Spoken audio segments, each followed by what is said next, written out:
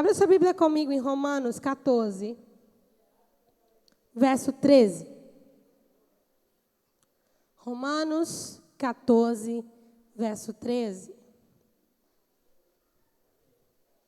Romanos 14, verso 13.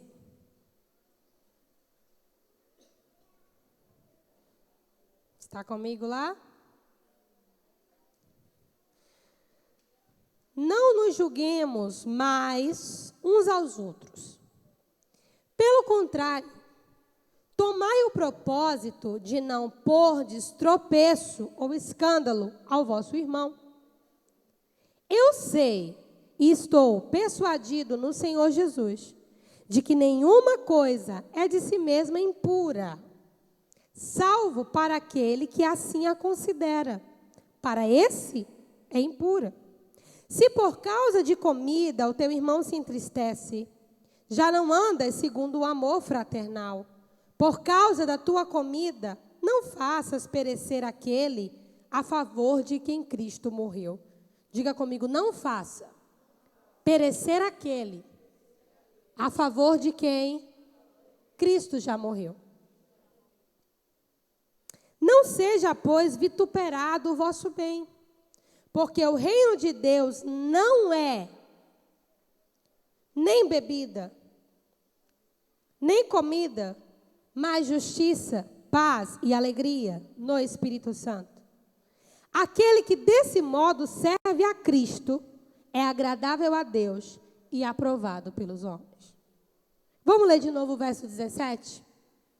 Porque o reino de Deus não é nem comida, nem bebida, mas justiça, paz e alegria no Espírito Santo.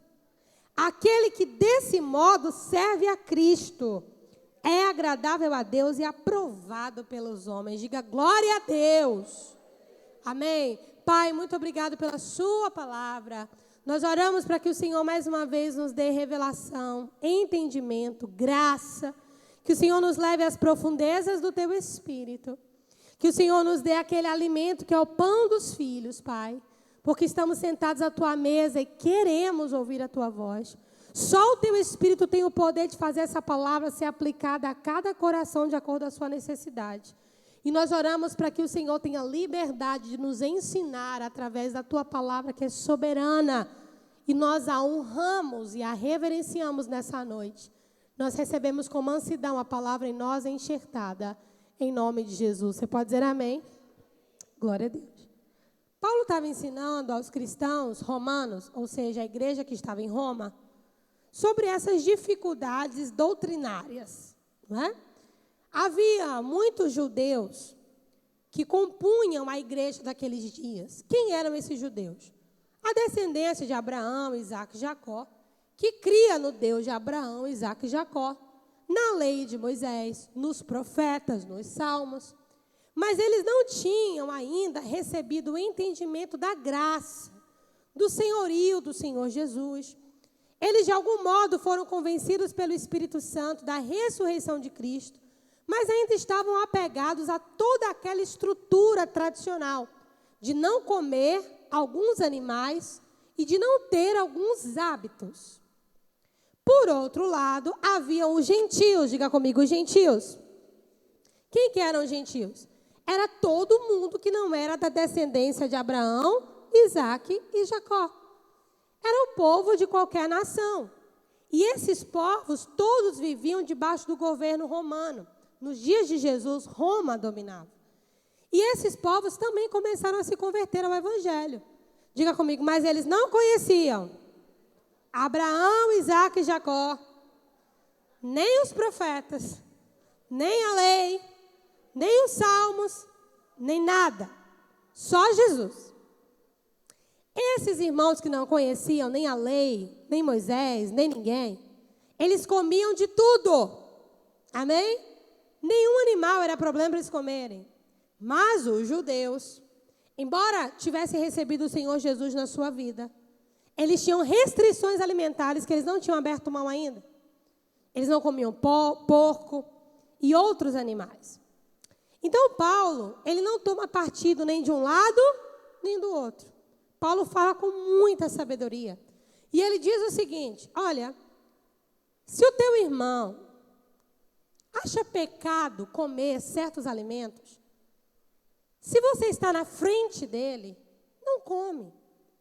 Ele diz: olha, para mim, nenhum animal é impuro, nenhuma comida é impura. Tudo veio do Senhor. Em outro momento ele diz: todas as coisas são santificadas pela oração e pela súplica. Mas eu penso assim, é Paulo dizendo. Mas se um irmão não pensa assim, eu não vou comer na frente desse irmão. Porque eu estou violando a lei do amor fraternal. Eu não preciso fazer isso. Então ele diz: eu não vou fazer com alguém que Jesus deu a vida, eu não vou desmerecer aquilo que ele crê. É aí que ele vai botar o fundamento. Porque o reino de Deus não é sobre comida e bebida. Quem quer comer, que coma. Quem não quer comer, não coma. E está tudo bem. Agora, o reino de Deus não é isso que vocês estão pensando, não. Esse assunto aí, vocês resolvem entre vocês. Só respeitem o amor ao próximo. Amém? Só respeitem o amor ao próximo. Agora, o reino de Deus não é sobre essas coisas. Irmãos, nos dias de Paulo, era comer porco e animais considerados impuros. O problema? Nos nossos dias, esse negócio dos animais se restringe a uma única denominação. Mas hoje o problema não é esse. Mas outras coisas nos dividem. Amém? Outras coisas nos dividem. Divide a igreja do cabelo de um jeito.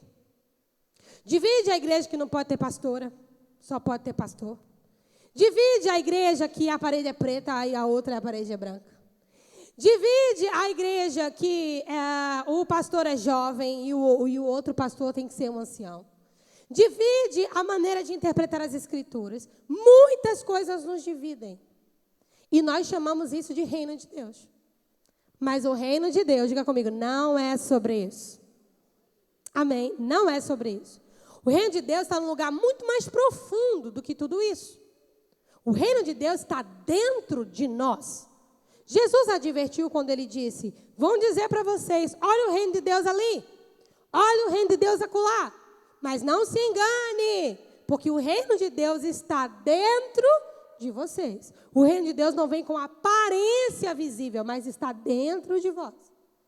Então, gente, nós perdemos muito tempo da nossa vida cristã discutindo coisas que não levam para lugar algum.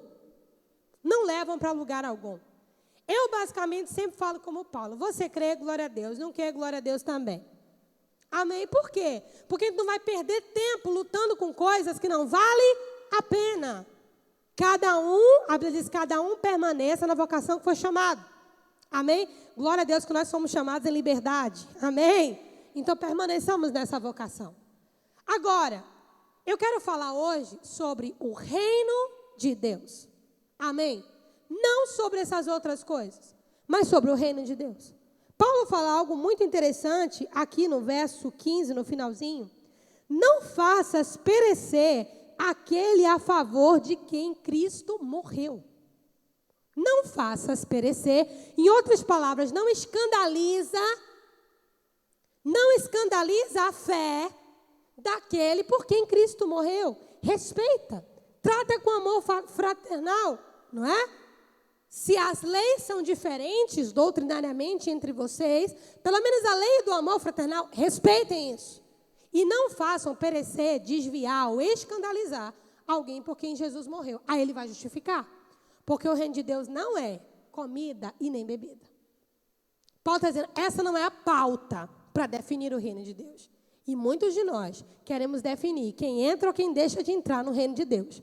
Pelo que come, pelo que bebe, pelo que veste, pelo que calça, por quantas vezes casou, se está divorciado, se tem filho, se não tem. Nós tomamos um lugar, irmãos, que não é nosso. A Bíblia diz, cada um julgue a si mesmo. Isso não é um reino de Deus. Geralmente, quem se dobra nessas coisas não conhece nada sobre o reino de Deus. Porque quem conhece o reino de Deus, irmãos, vai pelo caminho que Paulo foi. A lei do amor fraternal.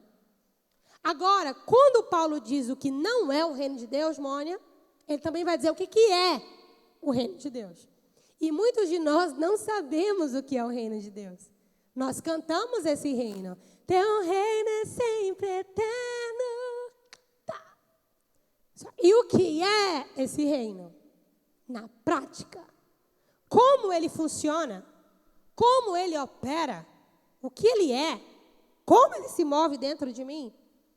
Paulo define o reino de Deus em 3 palavras: justiça, paz e alegria no Espírito Santo. E isso faz toda a diferença. Porque é um reino que não é pautado nos parâmetros naturais. E por que é difícil a gente compreender o reino de Deus, Shariva? Porque nós estamos no mundo natural. Nós compreendemos reino como mundo natural. E como é que a gente vai entender um reino que é justiça, paz, alegria no Espírito Santo? É difícil, mas não é impossível. Porque nós temos a mente de Cristo. Se não tivéssemos a mente de Cristo, nós pensaríamos as coisas apenas de modo racional e humano. Mas dentro de nós, dentro de mim, dentro de você, existe a mente de Cristo. Diga assim para a pessoa do seu lado: quando a sua mente natural falhar, quando seus pensamentos te confundirem, quando seus pensamentos te deixarem confuso, se lembre que dentro de você está a mente de Cristo. E isso é uma capacidade de compreensão além do entendimento. Paulo estava dizendo para aquela igreja que a maneira como vocês enxergam o reino de Deus é uma maneira racional, objetiva e lógica. Mas o reino de Deus é justiça, paz e alegria no Espírito Santo. E vocês só vão compreender o que é o reino de Deus quando vocês deixarem esse tanto de creca de religiosidade. Irmãos, e religiosidade é muito mais do que usos e costumes. Religiosidade, eu nem entrei no reino de Deus ainda. Religiosidade é você dar uma forma a Deus. E eu vim aqui te lembrar que Deus é espírito, ninguém o engessa. A única vez que Deus tomou forma foi quando ele se tornou carne e habitou entre nós. Fora isso, Deus não toma forma dos nossos pensamentos. Deus não toma forma das nossas conjecturas. Deus é espírito. E só tem um que pode nos revelar a mente de Deus, que é o próprio Espírito Santo. Paulo escreveu isso aos cristãos romanos. Assim como o Espírito do homem conhece o que nele está, assim o Espírito de Deus penetra todas as coisas, inclusive as profundezas de Deus. Só o Espírito Santo pode nos revelar o que está dentro de Deus. Quem está compreendendo, diga amém. Então, às vezes, eu e você podemos estar presos numa estrutura de religiosidade e nem nos damos conta. Porque na nossa cabeça Deus só age assim. Jesus quis, claro que existiam outros motivos, mas ficou registrado que ele curou um cego dizendo, veja. Curou um cego fazendo uma lama com uma melequinha e passando no olho. Amém? Curou o leproso sem nem pôr as mãos sobre ele, só dizendo, vão e se mostrem aos sacerdotes. No meio do caminho eles foram curados. Amém? Então, Jesus operou de diversas maneiras, de diversas formas. Para quê? Para que nós não nos engessássemos no pensamento sobre Deus. E todas as vezes que a nossa mente se confunde, não é porque é o diabo em ação. Diga para a pessoa do seu lado, não é o diabo em ação. Ele não tem lugar na sua mente. Ele é um derrotado, um falido. Todas as vezes que a sua mente entra em confusão, não é pelo diabo. É porque a sua caixinha sobre Deus foi mexida.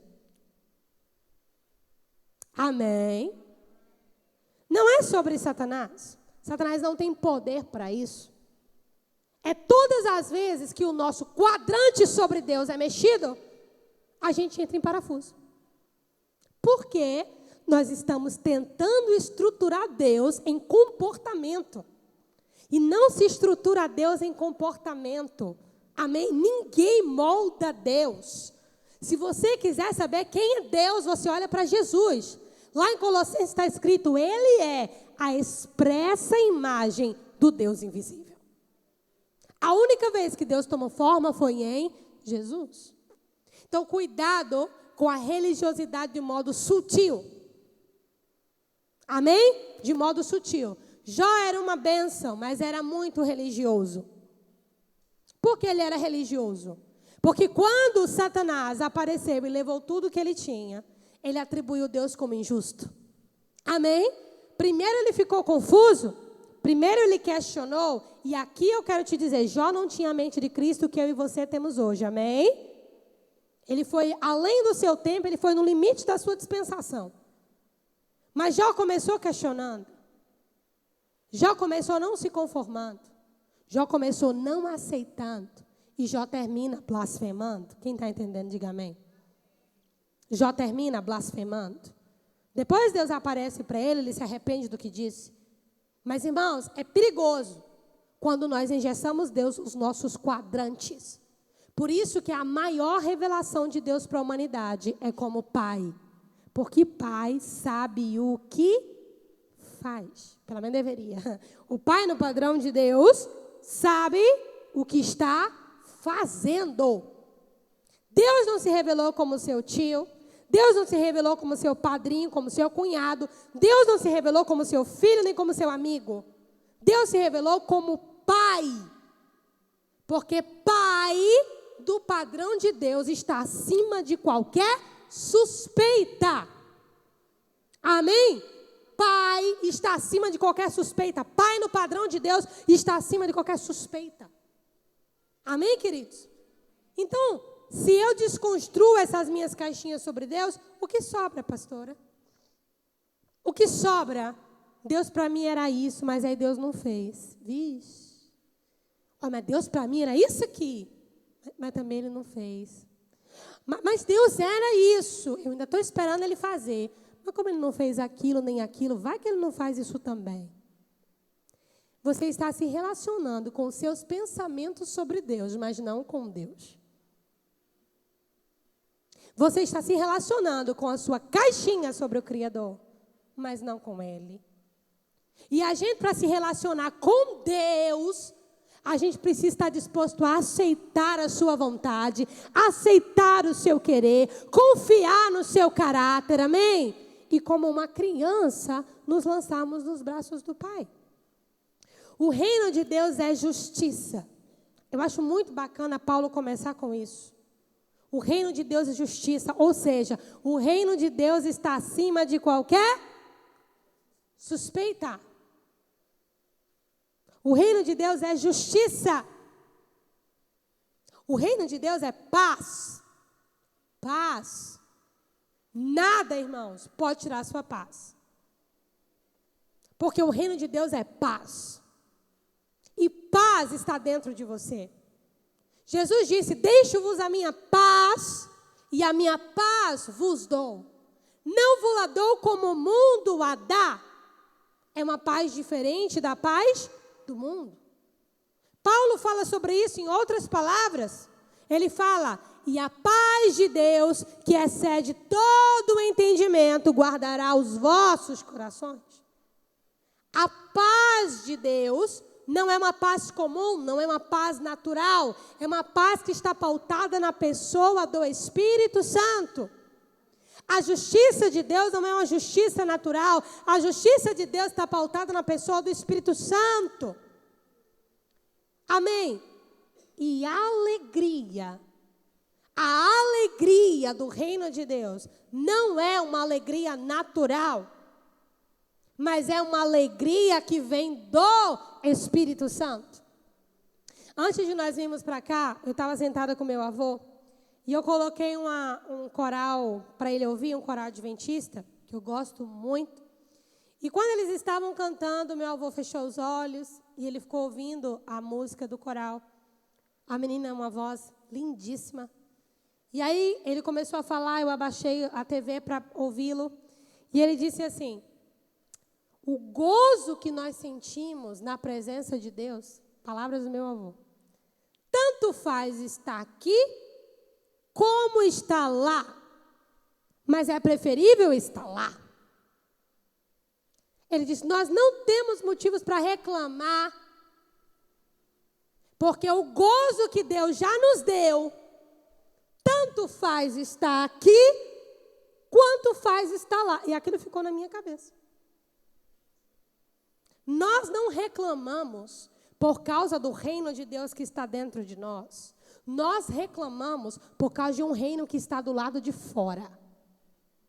Nós não sofremos por causa do reino que está dentro de nós. Nós sofremos por causa de um reino que está do lado de fora. Nós não temos dores por causa do reino de Deus que está dentro de nós. Nós temos dores por causa do reino que está do lado de fora. A pergunta é, qual reino ministra o seu coração?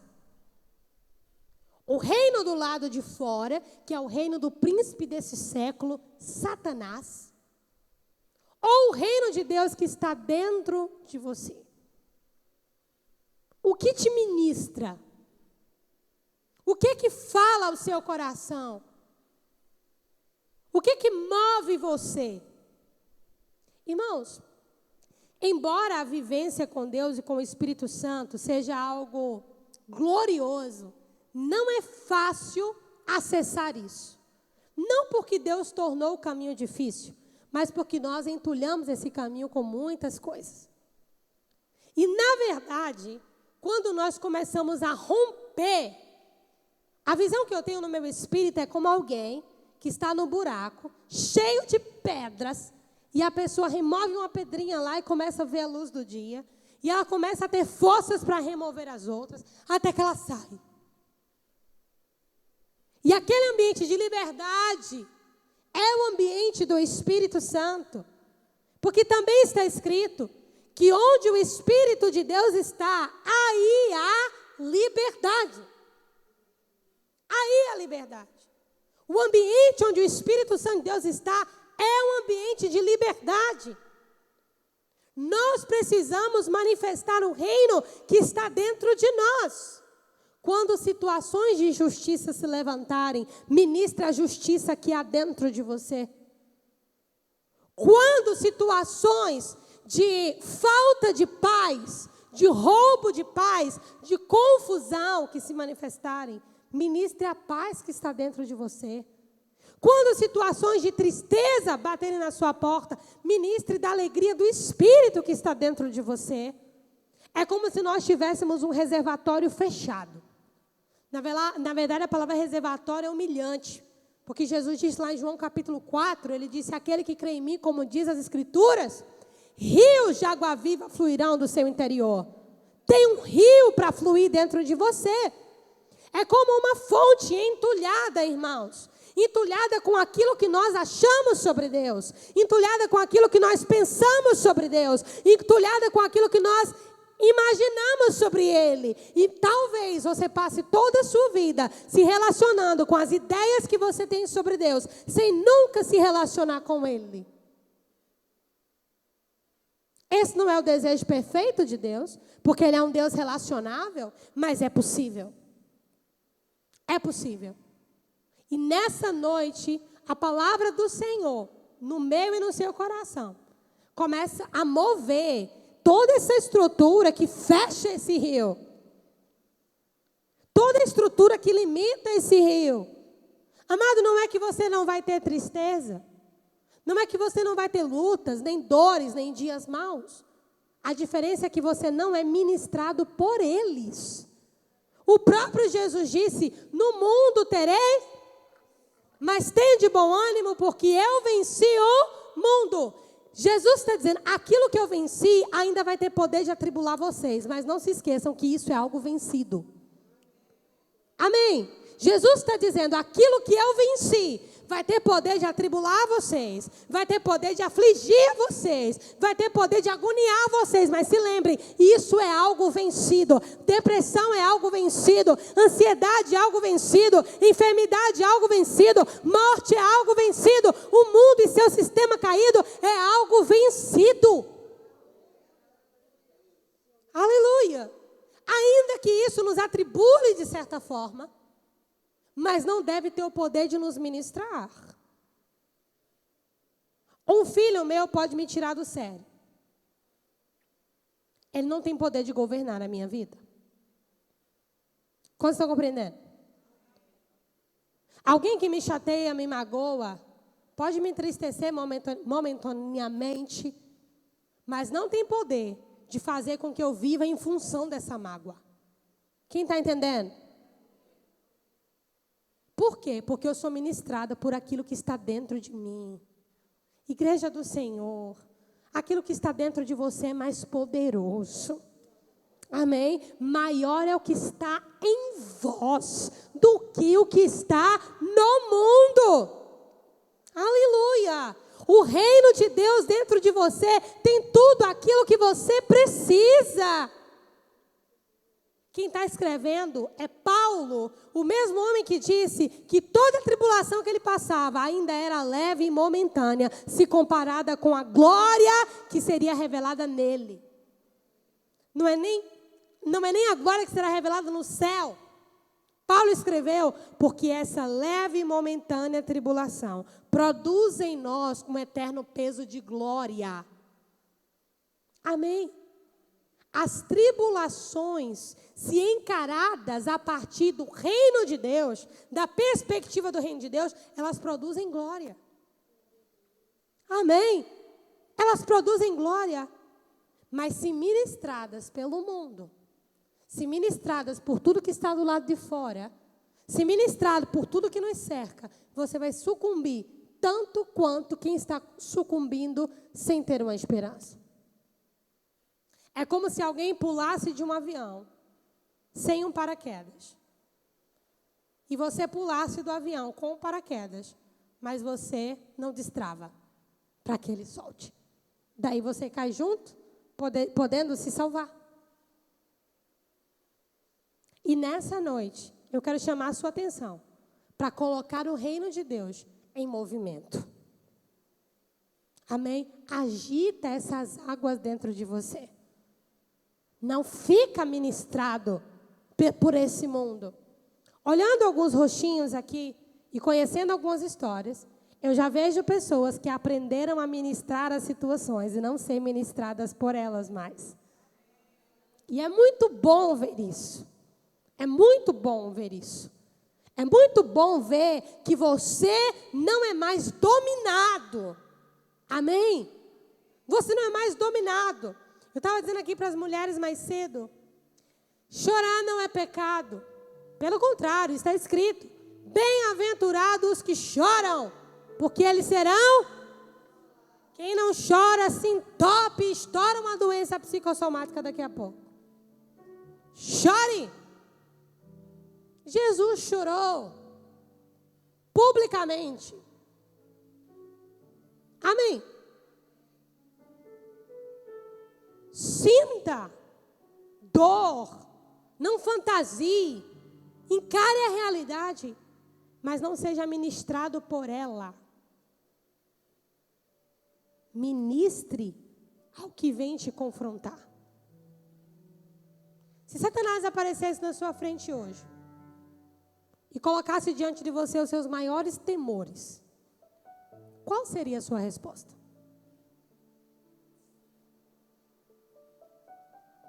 Se Satanás se apresentasse na sua frente hoje e te apresentasse os seus maiores medos, porque ele conhece os seus medos, ele conhece as suas fraquezas, ele sabe como desarmar você. Mas até quando você vai deixar ele fazer isso com você? Até quando? Até quando? Qual é a resposta que está na sua boca diante das afrontas do inimigo? Vou orar, vou jejuar. Diante de Satanás, irmão, você não tem que ter jejum e oração. Você tem que ter um está escrito. Você entendeu? Diante de Satanás, você não tem que chorar. Diante de Satanás, você não tem que se intimidar. Diante de Satanás, você não tem que fazer um jejum. Diante de Satanás, você tem que ter um está escrito. E qual é o está escrito que está na sua boca quando a afronta vem? Eu tenho alguns que estão bem fincados na minha língua quando a afronta do inimigo vem. Em várias áreas. Em várias áreas. Por um tempo, eu fui ministrada por aquilo que está do lado de fora. Por um tempo. Até que nas provas da vida, e no processo de maturação com Deus, eu vi que Deus não estava me defendendo. Deus não precisava me defender. Satanás não tem acesso a quem está em Deus. Ele não atreve, irmão. Por isso Deus não precisa te defender do diabo. Porque você está nele e ele está em você. Todas as vezes que o inimigo se apresentava diante de Jesus, eles já iam reconhecendo: eu sei que tu és o Filho de Deus. A boa notícia é que você está no Filho de Deus agora e ele está em você. Então quando Satanás se apresenta, ele não se apresenta para que Deus te defenda. Diante de Deus, você nem precisa ter medo, porque ele não atreve tocar. Entendem isso? E quando eu comecei a perceber que as coisas que eu achava que Deus precisava me responder a pessoas que me caluniaram, que caluniaram a minha casa, responder pessoas que me feriram, que me maltrataram, eu queria que Deus me defendesse. E eu lembro como hoje, um dia que eu estava orando, quando eu morava na praia ainda, e o Senhor falou comigo: Susan, a única coisa que eu preciso defender você é de você mesmo. Desses pensamentos. Você não precisa responder ninguém. Você não precisa justificar ninguém. Você não precisa dar satisfação a ninguém. Você nunca vai ver qualquer animalzinho da floresta, da savana, peitando um leão.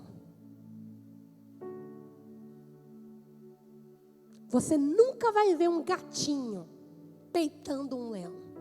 Então o que te faz pensar que Satanás peita a Deus a seu respeito? Nessa noite eu quero que você se encha de coragem. Eu quero que você se encha de autoridade. E você aprenda a responder ao inimigo. Jó disse assim: aquilo que eu temia me aconteceu. Essa foi a resposta de Jó. Aquilo que eu tinha medo foi aquilo que aconteceu. Será que essa é a resposta que você também vai dar ao inimigo? Esperar as coisas que você tem medo acontecerem? Não. A resposta de Paulo é mais coerente. Sei ter fartura, sei ter escassez. Sei ter muito, sei ter pouco. Em todas as coisas eu estou instruído. Paulo está dizendo: eu fui ensinado por Deus em todas as circunstâncias. E por causa disso, eu posso todas as coisas naquele que me fortalece. Você pode todas as coisas naquele que te fortalece. Você pode perder o emprego e ganhar outro. Você pode perder familiares e sobreviver. Você pode perder casamento e sobreviver. Não estou profetizando isso para a sua vida. Porque tudo que um pastor prega, o povo acha que é profecia, né? Não estou profetizando nada. A única coisa que eu estou profetizando aqui é que se você crê, tudo é possível ao que crê. Pare de responder às afrontas do inimigo, fugindo, fingindo que ele não está rindo na sua cara, fingindo que ele não está te humilhando, fingindo que ele não está brincando com seus sentimentos. Se você não tem um está escrito, as coisas vão acabar mal. Mas se você tem um está escrito, sabe como é que essa história vai terminar? E Satanás fugiu da presença dele. Amém. Encha-se de coragem. A maior ameaça para o ser humano é a morte. todo mundo tem medo da morte. E Jesus enfrentou a morte. Paulo pegou isso e disse: onde está, ó morte, a tua vitória?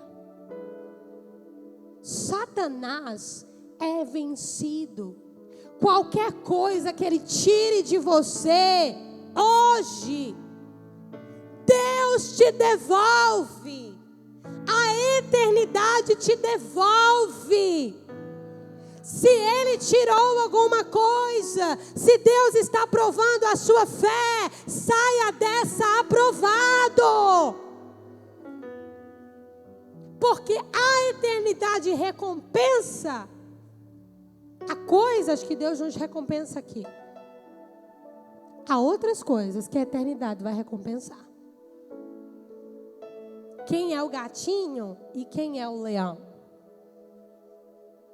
O leão é quem tem um reino dentro de si.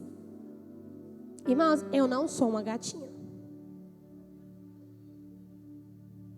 Eu não sei quanto a você, mas eu não vivo de gugu dadá na presença do Senhor, não.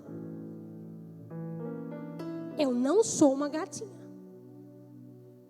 Nem você. Filho de leão. Leãozinho é. E você é filho e filha do leão da tribo de Judá. Então se levante em nome de Jesus. Em nome de Jesus. E pare de medir Deus pelas coisas que se foram ou pelas coisas que chegaram. Porque Deus tem tudo no controle das suas mãos. Amém.